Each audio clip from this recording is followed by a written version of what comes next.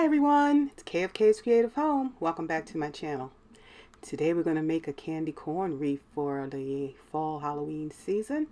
And we're starting with this Dollar Tree witch hat frame.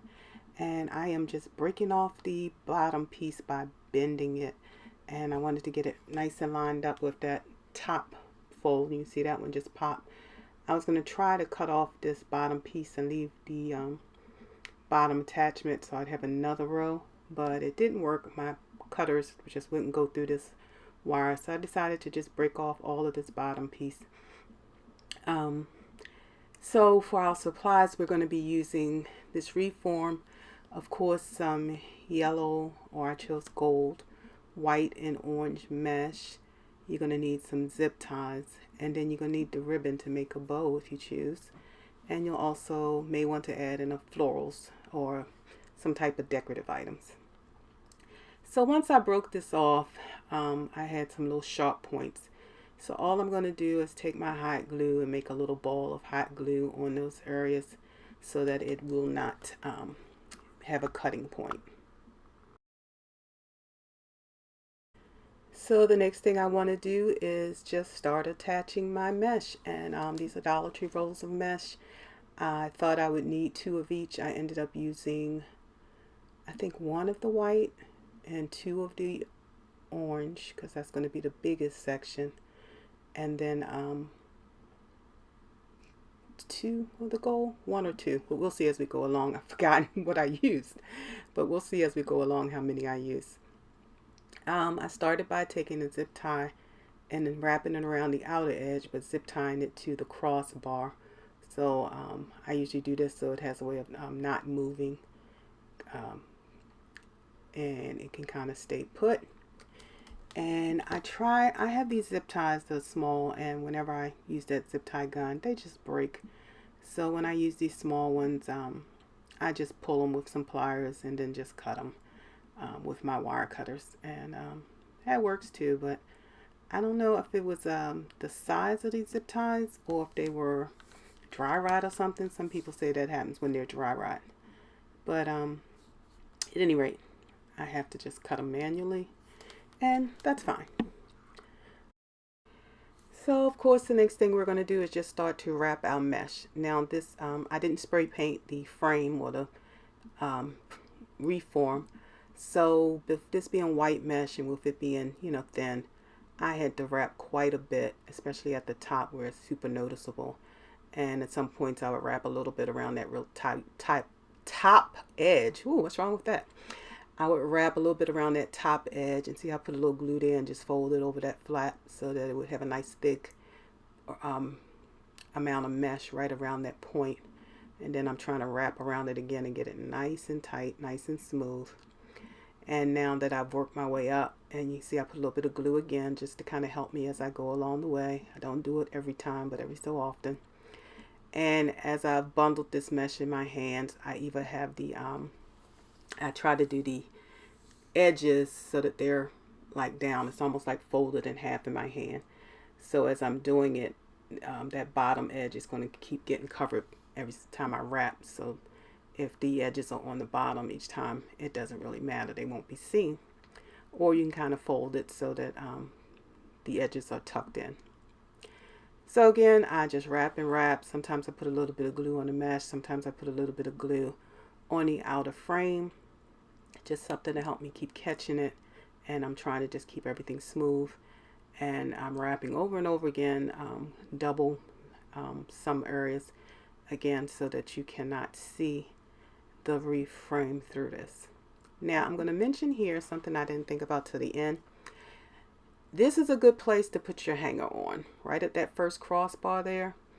I would have, if I did it over again, I would attach a wire or whatever you're going to use to hang your wreath, and that way you can put a little bit of mesh over it, a little mesh under it, and you wouldn't see it attached to the crossbar. I did not think about it till the very end, and then I was like, how am I going to get a hanger on here? So I'll show you what I did later because I forgot. But yeah, this is a great place to add your hanger, your wreath hanger. All right, so I'm going to keep going through here, and I'll show you how I tie it off, and then begin adding the next color. So I got to my end. I actually just cut the mesh and I'm wrapping it over the side of the frame just like I did when I started, and I'm putting another zip tie around it, and I just poke right through it. Yep, and that's fine, it holds. So kind of got it wrapped around the mesh and around the outer rim. And if you have to do a couple of zip ties or whatever, if you're using pipe cleaners, if you have to do a couple, I mean, do what you need to do. You can hide it underneath once you get it on there. So that cut in, I'm turning in. I'm going to tuck my cut edge up under the mesh in a minute and go on to the next color. Same thing, I'm attaching it. I'm going to start off wrapping around, and then I'm going to come up and catch in part of that white, so there's some overlap, and that's why I let the white come down past the first, that crossbar, because I knew I was going to come back up and overlap it so that I would have a nice continuous flow of mesh without you seeing any gaps. Okay, I have been making a few of these Dollar Tree wreaths. If you're enjoying the videos, please let me know by giving it a thumbs up and sharing it with others. This is what really helps our channel to grow. And if you're not a part of the family, don't forget to hit the subscribe button and ring the bell so you can be notified as new videos are released. And just see how I'm holding that in my hand. If it gets so it's puffy, I just stop and adjust what's in my hand so that I can keep making this nice and smooth. So I went to the first two crossbars with the white. I'm going down to the second two crossbars with the orange, and then I'm just going to have that bottom piece with the yellow. So you see I ran out of mesh before I finish. Again, I'm just going to take a zip tie and, you know, tighten it off here, and then I'm going to add a new one and just continue. And you'll see, so it doesn't get too bulky, I went to the other side this time and started the next one. I didn't want it to bulk up. And again, the mesh will cover the ends there, but sometimes you may want to tuck them. Since you've wrapped this around, you know, there's an opening in there, so you can just tuck those ends up in there. Yeah, I see now I'm adding a little bit of glue, make sure everything stays nice and tight. Alright, so now I'm kind of getting my hands on this so that it's nice, smooth, and tight mesh. Yeah, I got it caught. Now, I'm usually one, I don't drop my mesh to the floor, but this time, oh my goodness, the mesh was just, oh my, I had a string in this mesh that was just, I don't know, it looked like when they were making it, it just got loose. One of those, what do you call it, the glitter strings that runs along the length of the mesh, as if their machine didn't work right, and it was just all jumbled up, so I could pull it and make it tight again. It was like a bad bobbin on a sewing machine, if you're familiar with that. So anyway, I would just pull it, get it nice and tight again, cut off the extra, and just keep wrapping.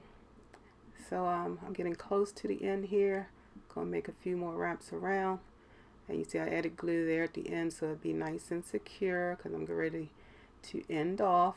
You see I have that one last section there to add my gold, and I've gone past the crossbar because I'm going to again overlap part of that orange so that I make sure again everything is continuous and there won't be any gaps in the end. Alright, so I got it done. I flipped it over so that it's on the other side now. Tucking in that piece, giving it a little bit of glue so it stays in there. Okay, last one. Gotta wrap this one to secure this with zip tie. Cutting that off. And yep, I added a little bit of glue there so that it would sit right there on the frame and not slide down. So again, I'm getting the mesh nice and tight, and I'm going to start wrapping. I have overlapped the orange. I actually started below the orange, came up once, and now I'm going back down. I used the gold because it's their fall color. I wasn't sure if a bright yellow, their summer color, would work as well. It seems to just me this blends a little better, even though real candy corn may be a brighter yellow. but I like this. So I'm just going to keep going and keep going. And now, because I know I have to end off soon, I'm adding more glue to try to make sure everything is nice and tight and secure. And you can see I'm running out, but I think I have just enough to make it. So I'm trying to get all the way down to that very bottom. And then what I ended up doing was taking it and going past the bottom, so that in the end I could kind of tuck it back up into the frame and make sure that bottom piece of wire is completely covered. And that's what I'm doing here, making sure it's kind of wrapped around that bottom bar, adding glue and everything to make sure it stays in place. I always share with my viewers, my glue gun is set at a low temp, so I'm able to put my hands directly on those areas that I'm gluing. If you only have a glue gun that works at a high temp, please wear some finger protectors. Please don't burn yourself looking at what I'm doing, because my temperature is set too low. All right, and that works for me.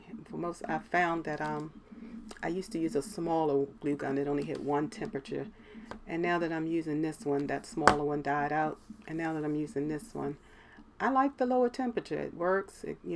Everything still stays together, and I'm not burning myself like I used to. So that's wonderful. All right, so I'm using glue, using zip ties, whatever I need to do to get this just finished off and nice and tight, nice and secure. You see where I have the glue on one side, I actually have a clamp holding it in place so that that glue has a chance to adhere. So yeah, there's my finger protector for that one.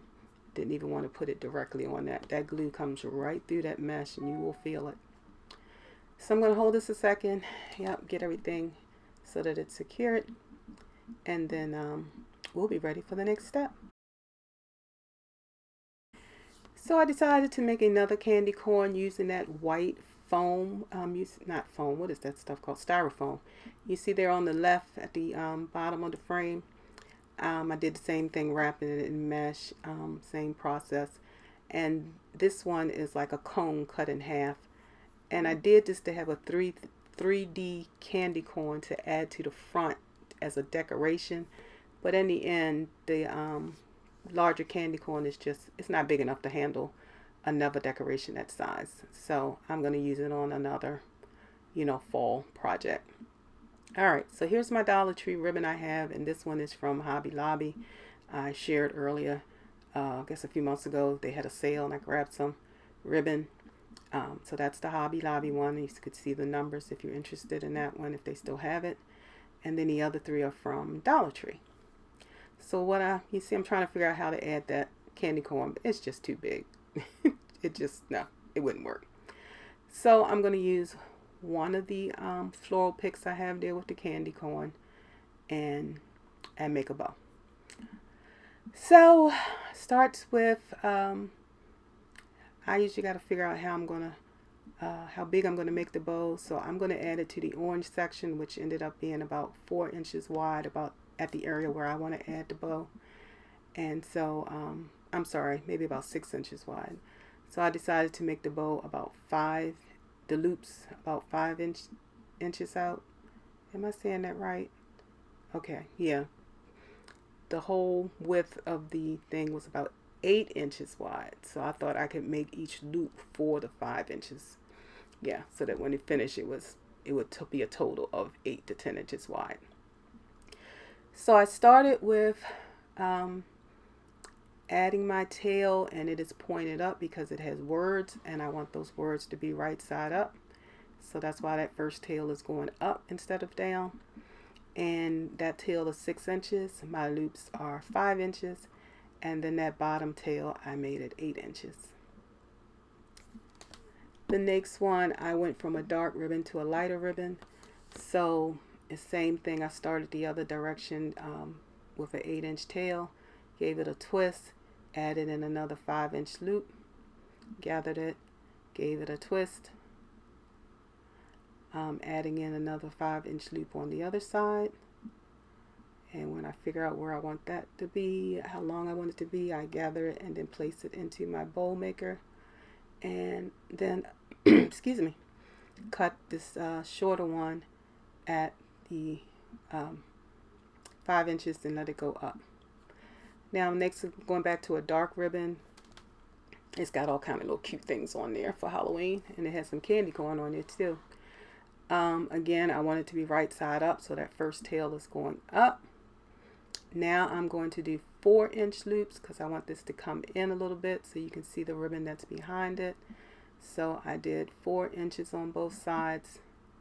The first tail is still 6 inches up top, and the bottom is still 8 inches at the bottom. That clamp I use there to hold the ribbon in place. Sometimes when I'm working, I gotta wait a minute to get to the next ribbon, and I don't want it to start lifting up. So I just use that to hold it in place. Here again, I started with a tail up because it is, again, got a lot of words on it, and I want them to be right side up.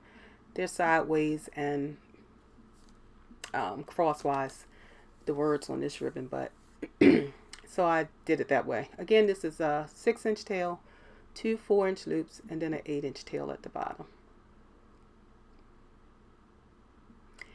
Now I have a pipe cleaner underneath this bow. I didn't talk about that first, sorry. I had to make sure it's 2 pipe cleaners attached, make sure it's wide enough to get around that wreath frame, and a zip tie to hold the whole bow together is under there. And I did not have 2 orange pipe cleaners because I used a lot of them in my pumpkin wreath, and so I did orange in the center and white on each end to make it longer, and that is so that as I wrap it around, the orange will be on the orange mesh and you won't see it hopefully as much. By the time I added the flowers and the bow, it wasn't really visible, so it wasn't a problem. But I still wanted orange instead of a bright white showing through. So I decided not to cut my bottom ribbons, bottom tails, until I got it on my candy corn. So I'm going to zip tie this together and remove my little clamp, and then I can raise it up off of my bow maker, slide that zip tie around to the back, get it right in the center of my bow. Sorry, I'm off camera a little bit. Get it right in the center of my bow and tighten it up gently, and then go back to shaping my bow. Boy, I'm really off camera for a minute here. Sorry about that. But I know if you haven't seen me shape a bow, you can go back to a previous video. I just pull every loop out to where I want it, and make sure it's visible from the front, and I just cut off the back of that zip tie. That time I used a zip tie gun because I'm using my thicker zip ties. Okay, got that done. So now I'm going to attach it, and you see how I got orange and white. I wanted to put it in the center, and then when I got it on there, I realized it needed to be off center in order to add the floral picks. I thought it'd be nicer, so I actually slid it over on the pipe cleaner so that all the orange, see how that white part of the pipe cleaner is in the back and all the orange is showing on the front and sides. So I'm just going to do this loosely until I make sure it's exactly what I want. So again, it comes back to shaping the bow, shaping the bow, shaping the bow, getting it how you want it to look. And then I can see the length that I want the tails underneath. And you can see the bottom of my candy corn. That yellow color is not tacked down to the candy corn. It's kind of loose and free. I think I like that. I didn't want it all tacked in so much that it didn't look real. You know, sometimes things can be too perfect. And in the artistic world, you want it to look like somebody made it, not like it was generated from a store. So I got the idea of how long I wanted those bottom tails. I cut them at 8 inches. I'm probably taking about a ½ inch to an inch off the bottom tails. So I got them all lined up. There I am off camera again. Boy, I gotta watch that. So I got them all lined up. I'm giving them a nice curl. Okay, now I want to add the floral pick. So I cut off my tag, and then what you do with these floral picks, I did not want to add one big floral clump, so you got to separate them. So you can take scissors and cut through. I happen to have a box cutter that I use. And you just cut along that tape, being careful not to cut your hands. You cut along that tape that's wrapped around. Yeah, I decided to put it down so I wouldn't kill myself here. And then you can just peel that tape back and then just start to separate the pieces that are within. And that's exactly how you make a floral pick too. If you have some pieces you want to put together, you can get some the green floral tape and just start adding pieces together and wrapping it as you go. So like you add a piece, you wrap a little bit around it, add another piece, wrap a little bit more around it, and you just keep adding until it looks like you want it to look. So in this case, I'm doing the reverse. I'm taking it apart, and you see that stem that's left in my hand. I'm going to keep that for when I do want to make a floral pick, and I can use it. It's a nice strong stem there. So that just goes in my little supply caddy right there on the side. So the next thing I'm going to do is begin to add my picks. So I wanted my floral pieces in the background, and I'm trying to see how long I need the stems to be.